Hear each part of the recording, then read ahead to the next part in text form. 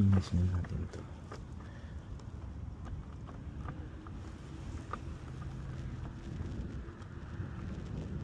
Never delete, never post now.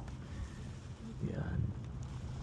Ayan guys, oh, ang ganda ng view dito. Nandito na ako sa pinaka middle. Ayun, may airplane pang dumaan. Ayun,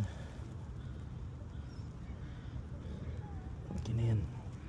Live tayo sa ating profile. Yan.